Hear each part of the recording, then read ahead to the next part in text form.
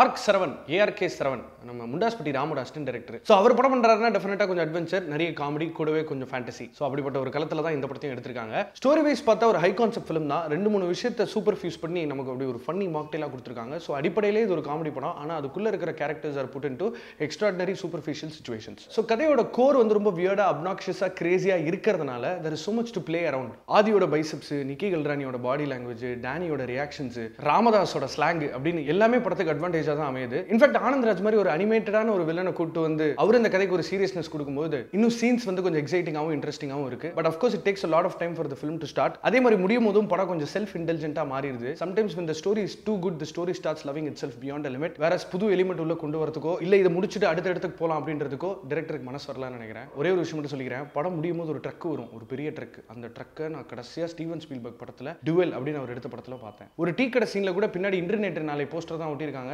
ரவிக்குமார் அசிஸ்டன்ட்ன்றத அங்க கரெக்டா ப்ரூவ் பண்ணிருக்காரு. அங்கங்க பேக்ரவுண்ட் ஸ்கோர்ல லைட்டா மூங்கில் தோட்டம், நார்கோஸ்லாம் வந்துட்டு போனாலும் திமுனன் தாமஸ் வந்து சவுண்டிங் வைஸ் நிறைய எக்ஸ்ப்ளோர் பண்ணிருக்காரு. ஏன்னா ஒரு டார்க் காமெடி படத்துக்கு நிறைய ஸ்ட்ரெஸ் தேவைப்படும். மொத்த படத்துக்குமே வந்து ஒரு கிளிட்டரி கிரீன் டோன் கொடுத்துருக்காங்க. அது ஒரு ஓவரால் யூனிஃபார்மிட்டி கிரியேட் பண்ணி இதுதான் இந்த படத்தோட விஷுவல் பேட்டர்ன், நீங்க எங்களோட இதுலயே டிராவல் பண்ணுங்க அப்படின்னு டைரக்டர் சொன்னது நல்ல விஷயம். இன்னைக்கு காமெடினா ஒருத்தர கலாய்ச்சிக்கிறாங்க. பட் இங்க சிச்சுவேஷன் ட்ரிவனா இருக்கிறதுனால கொஞ்சம் ரிலீஃபா இருந்துச்சு. கொஞ்சம் சீக்கிரம் முடிச்சிருக்கலாமே ஒரு தாட் வரும். அந்த ப்ரீ கிளைமேக்ஸ்ல இருந்து கொஞ்சம் towards the end of the film வரைக்கும் கொஞ்சம் டிராக் இருக்கு. ரெகுலரான சிச்சுவேஷன்ஸ், ரெகுலரான கேரக்டர் ஸ்கெட்ச்னு இல்லாம எல்லாமே மாறுபட்ட கோணத்துல இருக்கு. அதனால இது ஒரு நியூ எக்ஸ்பீரியன்ஸா இருக்கும் பார்க்குறவங்களுக்கு. எல்லாருமே படம் முழுக்க பேசிக்கிட்டே இருக்காங்களா, அதனால இந்த ஒன்லைனர்ஸும் சாதா கான்வர்சேஷன்ஸும் டிஃபரன்ஷியேட் பண்ண முடியல. எல்லாமே அப்படியே டக்கு டக்குன்னு பாஸ் ஆகி போயிட்டே இருக்கு. ஒரு மினிமலான பட்ஜெட்ல தான் ஒர்க் பண்ணிருக்காங்க. பட் அது படம் பார்க்கும்போது தெரியல. அதுதான் ஒரு டைரக்டரோட எக்ஸ்பர்டீஸும் கூட. படத்துல நிறைய விஎஃப்எக்ஸ் கிராஃபிக்ஸ் இருக்கு, ஃபேண்டசி எலிமெண்ட் இருக்கிறதுனால கதையில இருந்து ரொம்ப வெளியே போகாத அளவுக்கு ஹேண்டில் பண்ணிருக்காங்க.